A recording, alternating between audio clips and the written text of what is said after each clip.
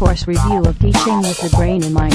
Author Erik Jensen said, "You have much more to do with how your students turn out than you may have thought." Jensen, p.33. In his book Teaching with the Brain in Mind, Erik Jensen shares with educators the scientific and practical application of brain study and its connection to learning. Some of the unique principles that the book addresses are nutritional/health habits, a unique approach to repetition, and the understanding of emotional states.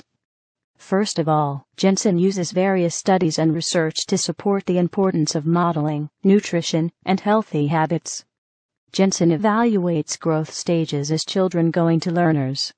He mentions a lot about nutrition and its impact on cognition. As children grow, it's important for them to see healthy emotional habits and language skills modeled for them. During the early years of brain development, proteins, unsaturated fats, complex carbohydrates, sugars, and various trace elements are particularly helpful in learning process. p.25. In the teenage years, students deal with hormones and massive structural changes in the brain. Jensen, p.30. This is evidenced in odd behavior in teenagers. Sleep is especially important to youth. During sleep, the brain goes into catch-up mode in which it organizes and holds new learning. p.30. School districts can easily provide healthier foods and snacks while educating students and parents about wise choices. Another concept the book teaches about is repetition. While repetition is needed to instill important information, it can also be boring. So, to keep things interesting, a 5-fold approach is recommended. Pre-exposure prepares students in advance for upcoming knowledge.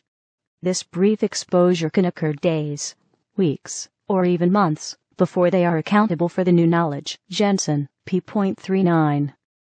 Previewing happens much closer to the time the actual lesson will begin. This exposure is more specific. It could be an anticipation guide, a set of questions, a brainstorming activity, etc. p.39. The third step, priming, is done immediately before a learning event. Priming is so easy and quick to do that students often have no idea that they are being introduced to new material. Jensen, 2005, p.40. This is the time to introduce a few key vocabulary words for the upcoming unit. After the lesson, reviewing occurs. This is the time to make sure the information that has been absorbed is accurate. Jensen recommends that students be involved in creating simple ways to review learning. p.40. Finally, revising is the time to rebuild the learning that was achieved hours, days, or weeks prior. Jensen, p.41. To solidify accurate information, Jensen recommends activities such as graphic organizers, group-made mind maps, pair-shared paragraphs, or rating original quiz questions to use with a partner. p.41-42.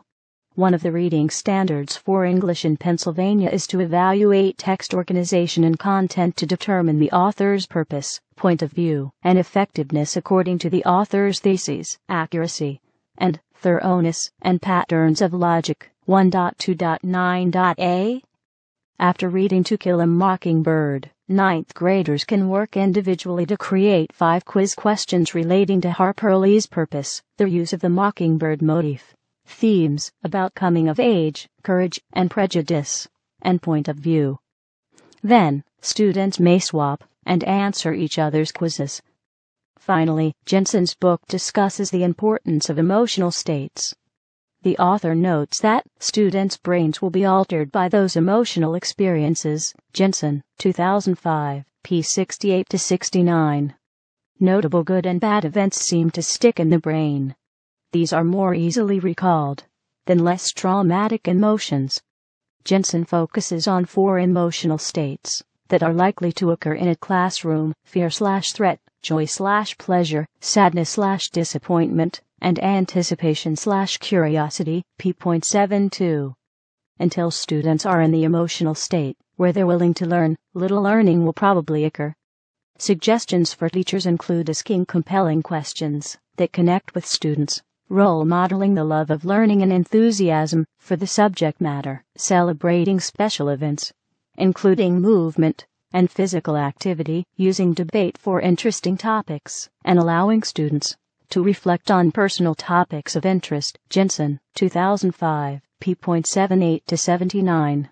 To wrap up, Eric Jensen conveys brain research and principles such as nutritional/health habits, a unique approach to repetition, and the understanding of emotional states. Sleep and good nutrition are helpful to learning. Some even report that omega-3 fatty acids help improve concentration. Repetition, as mentioned in the book, allows information to be broken down in small chunks before and after lesson. When I watched the video, I was a bit confused by the emphasis on repetition in the book. However, the information in the movie focused so much on the importance of plasticity and continuing to challenge the brain and body with some new activities. In reflection, I understand the repetition is good to a point. Similar information can be presented in different ways. That seems to be the key. Finally, Jensen shares the idea that teachers set the emotional time in a classroom. We have the ability to try to alter emotional states in order for learning to occur. I find that a few students are especially difficult to work with. It seems as though they are in a more stable, negative emotional state. The ideas presented in the book and video have been very helpful. I will experiment with the suggestions that are recommended to improve learning in my classroom and school.